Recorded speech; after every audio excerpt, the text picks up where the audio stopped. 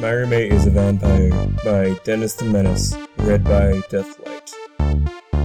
Chapter 1. Give me something sweet to bite.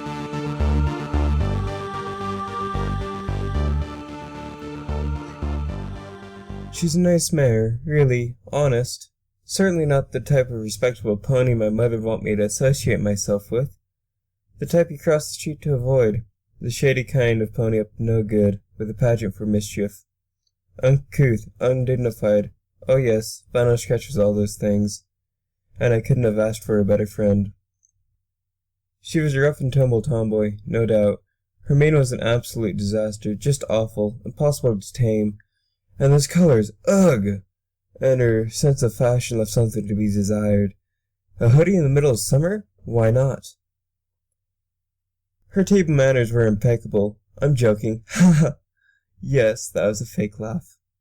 Was it wrong for me to laugh when she snorted milk out of her nose? Or when she had a thing lettuce in her teeth? Good idea, Vinyl. Let's have a belching contest in a 5-star restaurant. I'm sure no pony will mind. Vinyl Scratch was definitely confident. She radiated confidence. She had something I just couldn't put my hoof on. Swagger, maybe? Shall we strut down the street with our noses held in the air next to those stuffy Camelot nobles? Of course we shall, my dear. She definitely knew how to draw attention, get others to notice, make herself known. Her mere presence could change the atmosphere of the room. She was loud and proud and obnoxious. I couldn't help but wonder why I still hung out with her. Her taste in music left something to be desired. It was obvious we would butt heads. She preferred things of electronic variety. Mine was more of an organic medium, with wood, string, and soul. But it was alright. We're complete opposites, Vinyl and I. Understatement of the century. She's the yin to my yang, red oni, blue oni. We had a love-hate relationship, if you could call it that.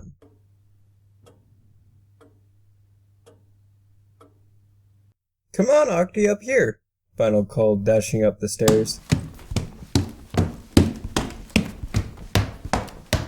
It wasn't my idea to move in with her, really. I just went along with it. Financial reasons, you know. Wait till you get a load of this! Ta! She pushed the door open with a flourish and a bow. I gawked, running inside, turning around in the foyer. This place is great! I said with a hefty sniff. It was certainly not Manhattan. And it wasn't the candle-watt penthouse of my dreams either. But it would have to do. Already pre-furnished. How wonderful. The paint wasn't peeling, so that was good. Not like my dainty old apartment. The carpet smelled fresh. Straight ahead from the door was the foyer. A coffee table, 2 couches, some vases with wilting flowers, then a balcony with a glass door with a great view of the castle. To the left of the kitchen with the fire extinguisher. Breaking case of Vinyl. Dibs! She yelled, bolting down the hallway. She was a peculiar mare, an enigma. I couldn't even tell what she was thinking. Her eyes, goodness, I have no idea what she looked like without those godly sunglasses on. She wore them in her sleep, probably in the shower as well if I took a peek. Not that I would, mind you. I'm just curious about her. Shut up! What are you hiding, Vinyl Scratch? What secrets? There's no secrets between us. I knew her favorite color, songs, place to go on Friday night. But did I really know Vinyl Scratch? The mare behind the sunglasses and bravado. Or was I only scratching the surface? Family? Friends? Did she have any? Or was she raised by a pack of wolves? I wouldn't be surprised if that was the case. Or a cutie mark. How did she get it? It's a mystery. She was a mystery mare, with an air of mysteryness around her.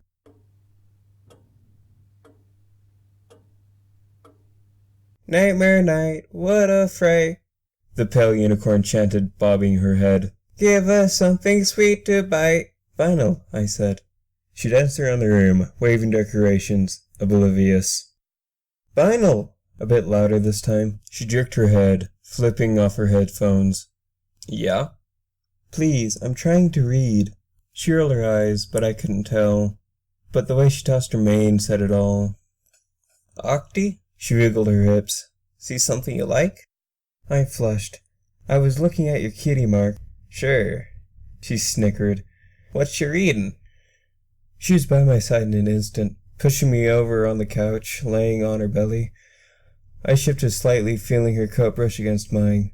I moved over to give her some more space. Instead, she closed the gap between our bodies. I stared at her, hoping she would get the hint. Instead, she only grinned. Personal space, right? Let me see. I showed her the cover. It was my turn to roll my eyes as she snorted. Vampires? I never knew you were into that sort of thing. Nightmare night. I sighed. What a fright. Give me something sweet to bite. Gah!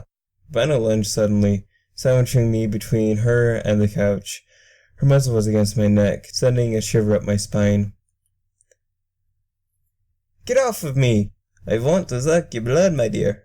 I pushed her off, flustered, watching her roll onto the carpet within. Oomph! She stood up, pouting. Ah, you're no fun. You gotta get into the nightmare night mood. That's not for a while, Vinyl. At least another week. I frowned, looking around at the loft. Remind me never to hire you as an interior decorator. This apartment looks dreadful. Cobwebs everywhere. You're cleaning this up. An entire night of free candy. It's better than Heartwarming Eve. She danced around. Oh, hey, what's for dinner?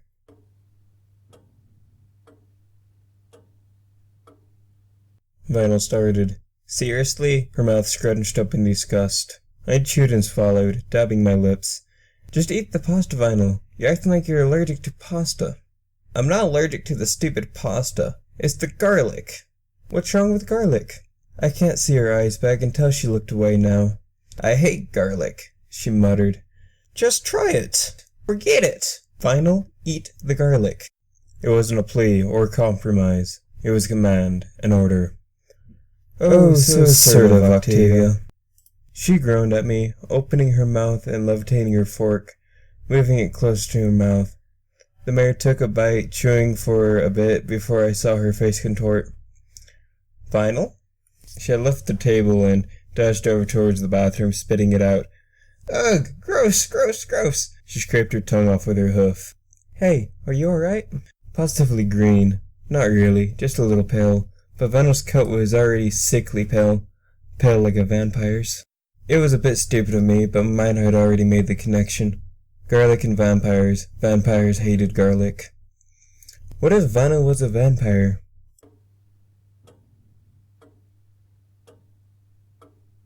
Vinyl Scratch is not the type of pony to stop and smell the flowers. Come with me, Vinyl, and we'll go on a journey through the Candlelit Gardens. No, thank you. I'll stay right here, Octavia, in the dank, dark apartment room. With the blinds closed. Yes, sirree, enjoy your nature. No wonder she looks like that. I wasn't the outdoorsy type, but I liked the occasional walk around the park. Come to think of it, she never came outside when it was bright. She locked herself in when it was summer and came out in the winter. She claimed, I have sensitive skin. But I don't seem to have an adverse reaction to the sun, always clinging to the shadows. Vampires didn't like the sun. Vanna Scratch the vampire, huh? That's a good one. She was just nocturnal. Her job called for it.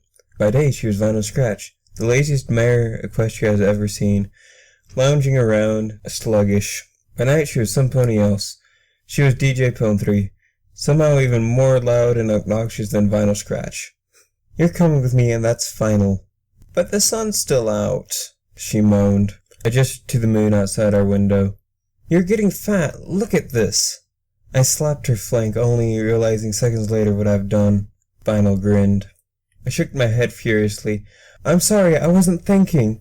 She grinned even wider, leaning in close, arching her eyebrows. I tried to see her eyes behind the purple lenses. She pulled away, dragging me along, as I blushed as red as a tomato.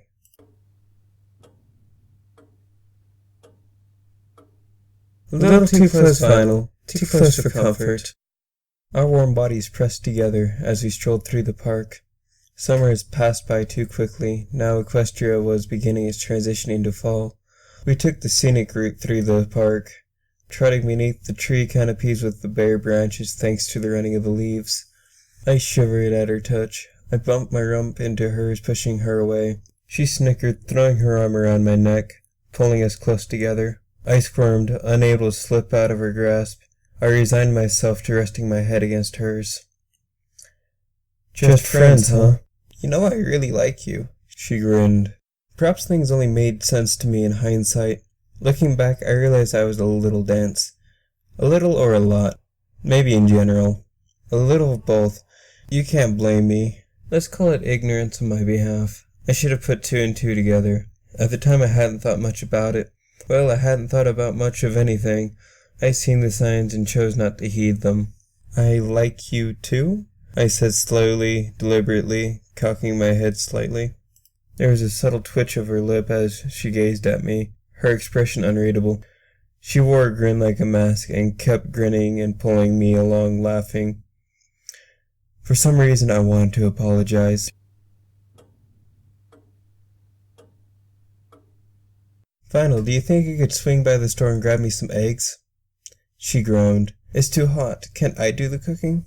When I didn't answer, she poked her head into the kitchen, donning her black pullover.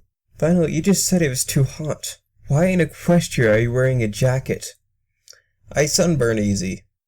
I narrowed my eyes. Perhaps I was reading too much into it. But it started to seem fishy. But then, we did go out at night, after I finished my rehearsals and she finished her DJing. Her behavior was erratic, irrational. Normal ponies don't always wear sunglasses at night inside the building. They certainly don't hide from the sun and lock themselves away on a perfectly fine day. Vampire. No, Octavia, you silly mare, she's not a vampire. Oh, how hard I try to convince myself, but my mind has already been made up. And I had all the evidence I needed. She hated garlic. Maybe she really doesn't like garlic, Octavia. Now you're being the irrational one. She hates the sun. Maybe she really does have a skin condition. You never know. The sunglasses, her jacket, her wardrobe, it makes so much sense. Not everybody can be as fashionable as you. I kept chopping, slicing the carrots, my mind forming conspiracies, and I'm back, Vinyl chimed in. Gah! I pulled back, bleeding, the kitchen knife clattering to the floor, the stain tipped with red. Octi! Vinyl gasped at the sight of me, clutching my bleeding hoof. Are you alright? Are you feeling woozy? A little dizzy? Do you need to sit? I'm fine, Vinyl. It's just a paper cut. You call that a paper cut? It looks like you got tangled up with a manticore. You're exaggerating. Just give me the band-aid. She grabbed my hoof suddenly. Here, let me see. Vinyl? Her muzzle inched closer. Ew, Vinyl, that's unsanitary. She didn't listen. She kept sucking until the wound was dry, then pulled away with a pop. All better now. I blinked. Yes? The wound had stopped flowing. I snatched my hoof away. Thanks, I guess. I'll go get some bandages. You were just her being overprotective, that's all. I was lying to myself. There was way too many coincidences, too many that I just couldn't ignore. Everything in the novel pointed towards Vinyl being a vampire. What was that thing sucking on my hoof? Maybe I could demand an explanation. Yes. And have my throat ripped out for asking. Vampires were bloodthirsty monsters. I gasped. She had tasted my blood. I trusted Vinyl, but there was that glimmer of doubt in the back of my head. What if she betrayed me? Was that lust for blood enough to overcome our friendship? I was going to need some more garlic.